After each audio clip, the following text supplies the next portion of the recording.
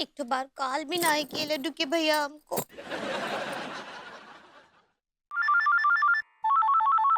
लड्डू के भैया का है? कैसी हो पगली? जैसे विदा किए थे वैसे ही हैं, सेम टू सेम। नाराज हो? अच्छा, नाराज नहीं होंगी का? सुबह से शाम हुई का बा, एक तो बार कॉल करके हमको पूछे भी ना है कि पगली कैसी हो, ठीक से पहुंची कि नहीं। आप भूल गए हमको। अरे तुम्हें कैसे भूल सकते हैं, तुम्हारा नाम तो हमारे धड़कनों में बसता है भाभी जी, भाभी जी। हाँ, का बोले? पगली पगली, अंगूरी अंगूरी है। गुइया। अरे पगली तुम समझो, देखो जब से तुम गई हो ना, घर एकदम सूना सूना सा हो गया है। तुम्हारी पायल की झनकार, तुम्हारी वो मासूम हंसी, तुम्हारा वो हाय दैया कहना, सब साथ ले गई तुम है। हाय दिया, आप हमको इतना कुकुम्बर कर रहे हैं का? अरे रिमेम्बर होता है पगली। ऐसे ही पकड़े हैं, इतना याद कर रहे हैं हमको। अरे पगली ऐसा लग रहा है जैसे तुम्हें गए सदियां बीत गई, जबकि तुम सुबह ही तो गई थी।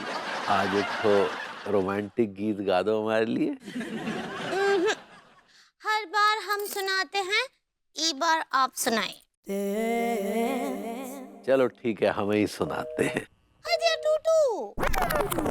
एक तो मिनट लड्डू के भैया। अरे तुम बताओ।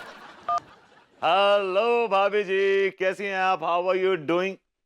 ये बेटी कहाँ हुई हैं आप? ओ, हम आए हैं ना ऊंचा गांव, तो शिविर में बैठे हैं। अम्मा जी और पंडित रामफल जी जो हैं वो हमरे बगल वाले शिविर में हैं। ओके ओके, इनको तीर तो भी चैन नहीं है। आप कैसन बा? मैं बहुत अच्छा हूँ भाभी जी। एक खुशखबरी जो आपके साथ बांटना चाहता हूँ। हाँ, तो बताइए ना का है। भाभी जी, इट्स अ गुड न्यूज जिसका मुझे और अन्नू को सालों से इंतजार था। हाय दिया, क्या बात है, बहुत अच्छे। कितना महीना हुआ है? महीना तो मालूम नहीं, लेकिन खबर अभी मिली है। हाय दिया, अनीता जी तो फूली हुई दिखी ना आई हमको। भाभी जी, वो तो फूली नहीं समा रही है, शी इज सो हैप्पी। वो तो है, हर औरत का सपना होता है ही। भाभी जी, आपका भी सपना है? हाँ है तो सही, लेकिन हम अकेले का ही कर लेंगे। मैं सपना पूरा करूंगा आपका, मैं करूंगा। हाय दिया, आप का ही करेंगे, हमरे लड्डू के भैया करेंगे ही। लड्डू के भैया तो 4x4 के खोखे में सीमित हैं। वो इतना ऊंचा उड़ ना पाएंगे। ऐसा नहीं है। अच्छा खैर छोड़िए, अब हम आपको और अनीता जी को बहुत सारा कंसल्टेशन देना चाहते हैं। भाभी जी, कंसल्टेशन तो आपके लड्डू के भैया को जरूरत है, किसी डॉक्टर की, ताकि वो बता सके कि क्या कमी है इनमें। का बोले? तो भाभी जी, वो कंग्रेचुलेशंस कहना चाह रही हैं आप। ऐसा ही पकड़े हैं, बहुत बहुत बधाई आपको सच्ची। भाभी जी, मैं बहुत खुश हूँ, बहुत खुश हूँ, बहुत खुश हूँ। टूटू। भाभी जी, मैं कह रहा हूँ बहुत खुश हूँ, टूटू नहीं, बहुत खुश हूँ। नहीं नहीं, हमरे काल पर हो रहा है टूटू। एक ठो मिनट। हमें होल्ड पे लगा के कहाँ चली गई थी तुम? सारी सारी लड्डू के भैया का है, भरभूति जी का कॉल आ गया था। पति पत्नी के बीच में भभूति जी क्या टपक रहे हैं? वो हमसे बोल रहे थे। अरे बढ़िया हो उनको। हाँ, साला कहाँ थे हम? आप गाना गा रहे थे हाँ। टूटू। अरे तू ही तू। नहीं नहीं, टूटू हो रहा है काल पर टूटू। एक मिनट। भाभी जी, मैं आपको कुछ देना चाहता हूँ। ये बताइए कि दुनिया की सबसे महंगी चीज क्या है जो आप लेना चाहेंगी? नहीं नहीं भरभूति जी, हम कछु लेंगे नहीं, बल्कि हम देंगे एक छोटू छोटू नाप का मोजा। छोटू नाप का मोजा क्यों देंगी आप मुझे? हाय दिया, आपके घर में ऐसा नन्ना मुन्ना से मेहमान आने वाला है। ओके ओके, नन्हे नन्हे से पैरों के लिए एकदम छोटू सा मोजा हम खुद बनाएंगे, बुनाई करके अपने हाथों से, वो हम देंगे। भाभी जी, मैं क्या बोल रहा हूँ और आप क्या समझ रही हैं? कहाँ समझ बैठे? आपने जो समझा है ना, वैसा कुछ नहीं है। एक्चुअली बात यह है कि चार्ज जो है ना, 20 करोड़ की प्रॉपर्टी का केस जीत गए हैं और वो 20 करोड़ हमारे पास आने वाले हैं, टू अस। हाय दिया, ये तो बहुत बासी खबर है भरभूति जी। हर बार आपको 20 करोड़ मिलते मिलते रह जाता है पिछले 10 साल से। लेकिन भाभी जी, इस बार कहीं नहीं जाएंगे, 20 करोड़ घूम फिर के हमारे पास ही आएंगे जी। चलिए, ये भी खुशी का बात है। भाभी जी, आई लव यू। टूटू। आई लव यू टू बोलिए ना फिर। नहीं, टूटू हो रहा है, एक ठो मिनट।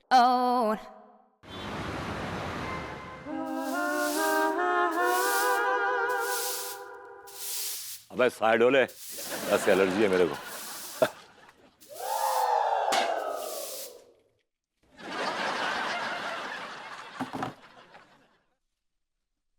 ये क्या बदतमीजी है? आपने दूध की डोलची हमारी दीवार पर ऐसे काहे रखी? ये डोलची हमेशा हम यहीं रखते हैं जब भी भाभी जी से मिलने आते हैं। एक बात बताइए, आपको दूसरे के फटे में घुसने की आदत है? कल आप हमारे और अंगूरी के मामले में काहे घुस रहे थे? मैं नहीं घुस रहा था, घुस आप रहे थे और डिस्टर्ब कर रहे थे हम लोगों को। हम अपनी बीवी के साथ वीडियो कॉल में व्यस्त थे और आप जब बार बार फोन करके हमारी बीवी को पका रहे थे। तमीज से बात करिए तिवारी जी। हाँ, आप जानते नहीं आप किससे बात कर रहे हैं।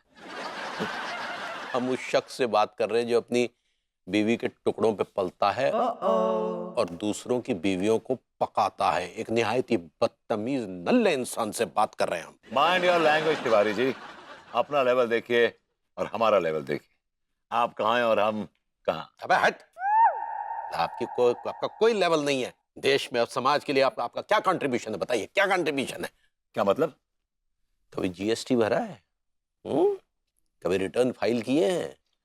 तो मतलब इससे समाज में आपका लेवल डिसाइड होता है? बिल्कुल, बिल्कुल होता है।